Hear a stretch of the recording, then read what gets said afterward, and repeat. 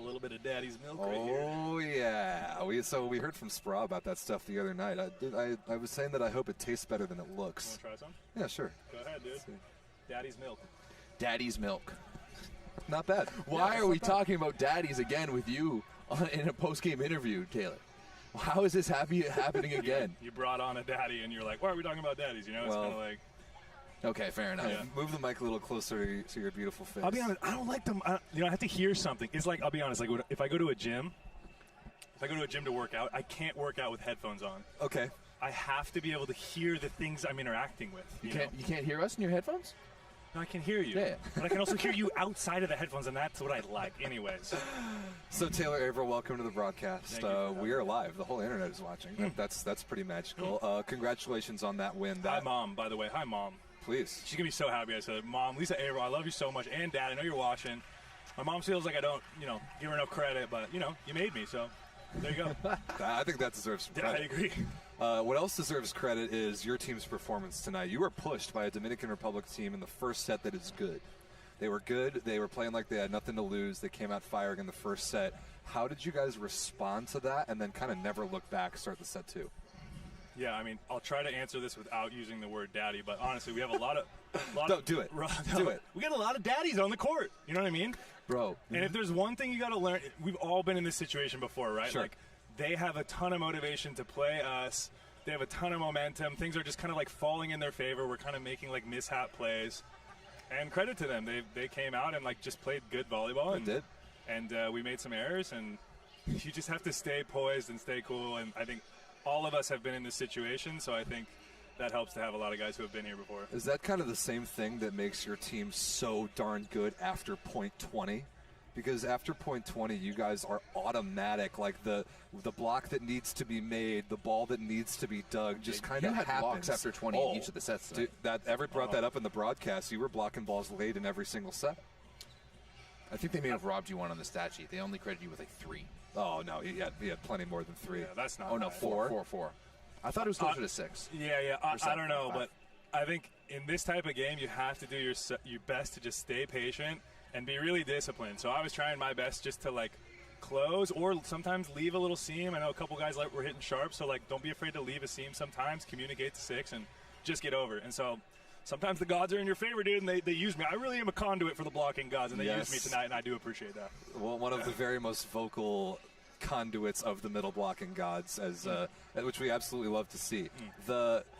So we were giving you a hard time on Instagram earlier this week about the non-traditional middle blocker skills, the digging, the setting, the serving, whatever it is. Tell us about that ball late where you were ready to set it, and Jake Haynes just reached over the top of you and Falcon punched it out of the way. Dude, I'll be honest. Yeah, it's almost like I was ready to catch it, and this giant man, like in my mind, he looked like a cartoon character. Like it was just growing out of my back, dude. It was insane. And as he's doing it, he literally said, "I don't know why I did that." As he's doing it, dude, I was dying laughing.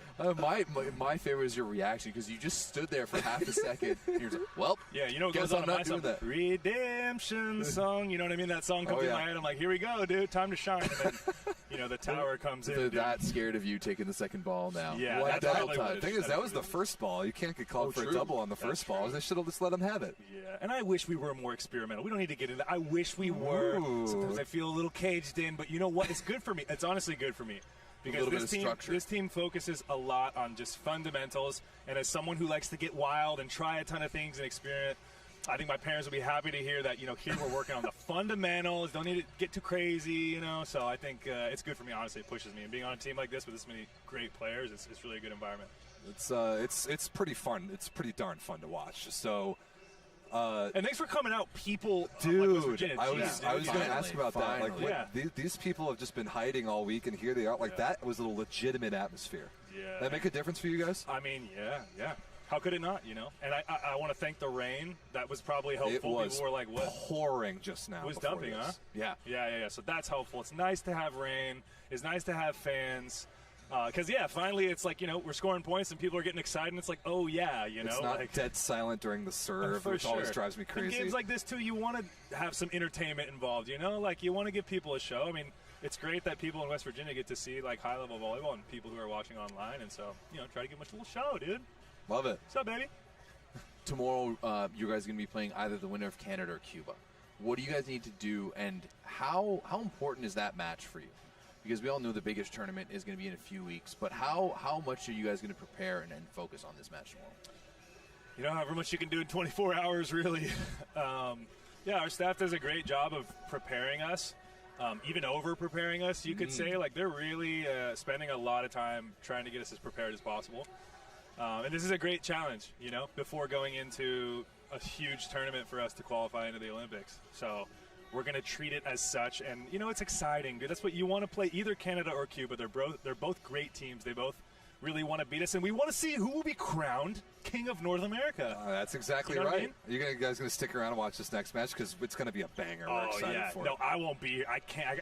I can go to bed, but I would stay. Then you can watch us on the broadcast. That's right. I want to see you in the chat. Yeah. Let's get Taylor Averill. What do people even say? What do they say in this chat? Right now, got a lot of Spanish. Right now, we got a lot of Spanish, but, you know, actually, it's probably going to be a lot of Spanish again later. You guys need. I'm surprised you don't have someone who speaks Spanish. I can speak a little bit of Spanish. Yeah. Well, what are you getting out of these comments? There's a lot of people talking about Argentina for some reason. Yeah, Argentina just keeps on getting brought up. And you know what? I don't blame them, dude. They're an exciting team to watch right now. Super exciting. It's fun. I love the way they play. Did you hear that Brazil lost their first South American championship in 33? Like, they were 33-0 at the South American I saw Championship. that. Dude, good for Argentina, bro. Yeah. I love the way they're playing right now. Honestly, I'm stoked for them. I think everyone. How aware are you guys around? Like, do you guys, when you're in VNL, do you sit and watch it, or are you just kind of in your own world? Like, how aware are you of like the world of volleyball, like being so thick in it? VNL is different because, I mean, I don't know. Like, for me, like the European Championships, the NORCECA, the South SOSECA, I don't know, whatever it is. Like, whatever it is. Whatever that championship. I mean, I personally am not. I'm like, I come here to focus when I'm here. And then I need the balance of having a life outside of volleyball. So I'm not the guy to watch a ton of it. But I'm on Instagram, baby. You see me on Instagram, Averill13. You know what I mean? I'm looking out. We got people. Yeah, you know, I definitely right I try to stay up. And you know, what's cool about what we do is like a lot of us play with so many different guys overseas. So now there's also more of a reason to watch. Like I want to watch ex-teammates of mine playing and see how they're doing and interact like that. And so that's one way to support and watch. So that keeps me in it, honestly. Who's your favorite ex-teammate, non-American? Favorite ex-teammate? I'll give you a couple. That come to mind right away. First of all, your Ben Patch. I know he's Team America. That doesn't count. Yes, it does count. I love him forever, dude. I love Ben so much. But then Matteo Piano. Big Italian guy. Big Italian. He's an amazing person. And then Blair Ban, actually, is another guy. We love Canadian Ban. I mean, dude, he's one of the great. We talk all the time. So we still stay in touch. And when did you play with Blair? I played with him in Chaumont. Chaumont, yes. We had a killer season. We made the finals. Dude, we had so much fun. I mean, that guy just like... That dude is fun. You two are really kindred spirits. I could see you two being a problem together in more ways than one. Yeah, and then training, too. Like, we call ourselves the greasy grinders, you know? Yo, we were the guys just coming in, like, picking up the slop and just having a blast. Didn't you play with all the Cuban guys that year? Was that that year? That was year after me. Okay, because they brought in like Romy Alonso and Herrera and Melgarejo just the year after. That's when you were at Con. That's when I was in Con. We beat him in the finals. Just killing it. Ooh. Yeah, we had good. What about the French league that leads to whoever wins like being relegated the next year? Like, what goes on? How does that happen? I didn't know that was a thing. I thought that was like a first-time thing. That it happens all the time. It broke my soul, dude, honestly. Because they brought back a decent amount of the same guys. Oh, yeah. Same setter. Middle, outside, like they had a decent amount of the same guys. I have no idea. It killed me, dude. They didn't have Taylor Averill. They didn't, but let's be honest. The other middle, Daniel Concilia from Slovenia, he's super good. Like, I mean, and I thought the setter was good. It was really a shame. It was really a shame and really sad because, like, I was hoping that they would just take the winnings, continue winning, and I could finish my career there because I loved Con was so beautiful. Like, you're right on the beach. My experience there was amazing. Filming workout videos every single day. Oh my God, just tarps off. You guys, dude, you have no idea. Had a little sup board. There was like a cliff you could jump off of every morning. I would just like sup to this cliff, jump off. I did buy spear gun. I bought all the equipment to do like spear gunning, and I never did it. Oh no! I'm that guy also, you know. Dude, okay, we need to have this man on any podcast of ours that he wants to come on, and vice versa. Shout out the tallest podcast on earth. Oh, thank you, I appreciate that. Shout out the 9x9 is Everett Nice podcast. Y'all cool. should check it out here on the YouTube channel as well. Yeah. Hey, I do want to ask you guys, how do you do live? Like, I would love to do like through Tallest Podcast, and I would do like a live, YouTube live show. Yeah, like a hotline, that kind of thing. Like, you just need OBS, which is a free download. Rob's got it. That's what we're running this whole broadcast off. Okay. And then we can teach you how this works. Maybe later you guys could teach me. I would really love it. I actually run our podcast that we do. I actually run it on an iPad app that has like a built-in video chat thing, and you can put graphics in super easily, and it works out phenomenally for us being far away from each other. So we can. Well, dude, I'll tell you what. I love seeing what you guys are doing, and just to pat you on the butt a little bit. I love seeing what you guys are doing. This is amazing. Like, I didn't have this when I loved volleyball. Well, neither did we. Yeah, no, for sure. So it's just so cool to see so many different avenues for people to watch high-level volleyball. You guys deserve it. And, like, not boring commentators. I'll tell you, my mom and dad were like, they said they love the commentators. So that's good. Big. Yeah. Yes, we like Super that. Big. Yeah, we like that. We love to hear that. I do wish one of you had like a British accent. It's fine. Whoa, or some.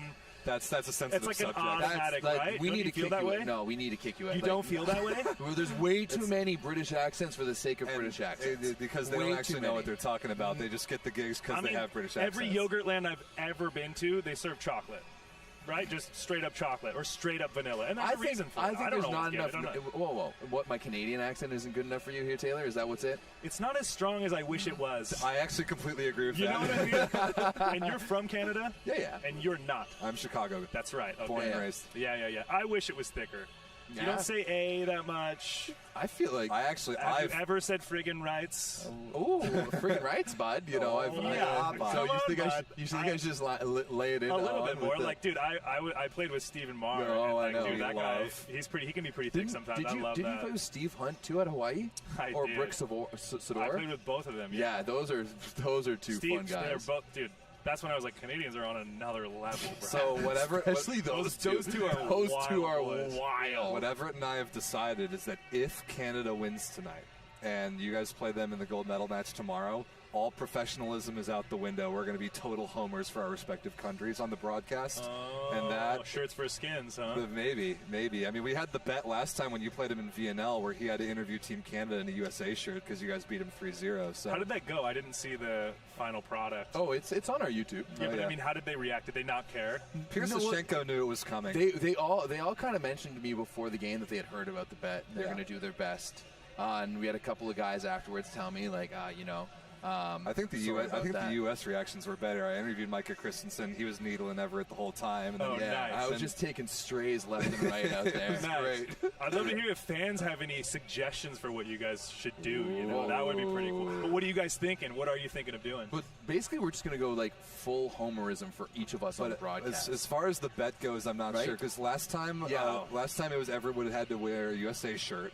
But if you guys had lost to Canada because you were such heavy favorites, I would have had to interview Team USA in Canadian face paint and like temporary tattoos and all that nonsense. Yeah. Which I actually should have brought with me this week. I forgot, and maybe I didn't forget. What's the next level then? I mean, how do we really level up? But that's a problem. Like, how do we continue to level? Like this, there hasn't been any.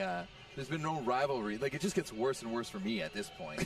Yeah. You know, this isn't the mid 2010s where we were like 50-50 against you guys. The past few years have been not so rough. And got any ideas, Taylor? I do. One that comes to mind. I feel like the loser should have to chug like a small bottle of maple syrup. Okay. Or maybe like the Canadian. If Canada loses and you're Team Canada, you have to chug a small bottle of maple syrup. And if assuming that's the finals, and if America loses, then you have to drink like a quart of milk or something, you know. Because that's the big difference is milk is only made in America and maple syrup is only made milk is only made in Canada or in America. You need to come up to Canada and experience the culture. I really would love to. I actually like that idea. So what was funny is that Everett was at the Women's NORCECA Championship in Quebec City last week, and they were giving out all the MVPs bottles of maple syrup. Yeah, they got a little maple syrup pack. It was like a little bottle, and there's some maple candies and a maple sucker and some maple butter too. Like, why aren't they giving anything to these guys here? It's insane. What would West Virginia give, though? That's like what's West Virginia known for? Please educate me. I'm Canadian. A vinyl record of Country Roads Take Me Home on repeat. Wow. But the in-stadium version at WVU and the whole crowd is like chanting it and singing. I think it's a missed opportunity that we didn't get this crowd singing it tonight. It has yet to be played. It has yet to be played so far in-house. And you guys aren't on the big mic, right? We're not. That's all Rob Aspero, who is the man. Do you wish you were ever? He does a great job. He does. So I do some live emceeing. Have you heard about the Wapaka boat ride, like the big grass tournament? Oh, my God. You guys cannot imagine how much I want to just play fun volleyball when I'm done. I cannot wait, dude. You're going to be Are we going to see you in out-of-system stuff? Probably not in out-of-system. I would love to collab with them on a bunch of stuff for sure. But no doubt, dude, I would play with any of those guys for sure. I always live MC the finals at Wapaka, and it's electric. Yeah, I can imagine. It seems like a lot of fun. The beach stuff is great, too, but quite honestly, dude, my vertical is so bad already, and let alone on the beach, it's not a good look for me. But grass I can handle. I would love that. Grass is just, it's way more fun. It's way faster. It's a little less impact than the court, and 3-on-3 is dope. It's way better than doubles in every way. I have a lot of love for the grass game. Just random. I smell different in West Virginia, bro. I don't know. I know it sounds crazy. It's not a joke. I smell like a little bit celery, like a hint of celery. Okay. And it's since we've gotten here and I've been sweating, and I'm like, it's like a little bit sour celery, and I don't know why exactly. I've never smelled it before on me. You know what you do? You know what you smell like. Sure. When you sweat. Oh yeah, definitely. You know, and this is a little different. I don't know if it's the air aromas or what's going on. If there's dropping chemicals in the sky, I don't really know, but I'm smelling differently. Yeah. I think on that note, Taylor, this is one of the most electric interviews in volleyball source history. We always know. I love that you use the word electric, dude. That is good. It's great. It's a great word. I realize I don't use it enough. That's great. I've actually referred to you as one of the most electric personalities in volleyball throughout the broadcast this week. So I hope that's fair, and I hope you take that nicely. Sorry. Stop clapping, Everett. I got to inject some energy. We know Team Canada's walking in on that. What's your predictions, by the way? I know obviously when Canada went, what do you actually think? We both said Canada 3-2. So Canada in 5. They played the very first match at VNL in Ottawa. Both of them like brand new, pretty raw. It was a 5-setter. It was kind of a rock fight, like it was sort of sloppy. I'm expecting another 5-setter, but it'll be a lot more high level. Can I make a prediction? Let's see. 3-0 Canada. I think they're going to slop them.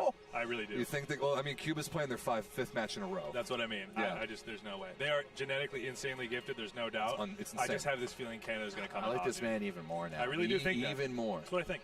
I already liked you quite a bit, so that's a large seed. What I think, dude. We'll see which one of us is closer to being right. Yeah. Hey, Everett, I don't want to put this in your head, but maybe he's picking Canada because he would rather play him in the finals.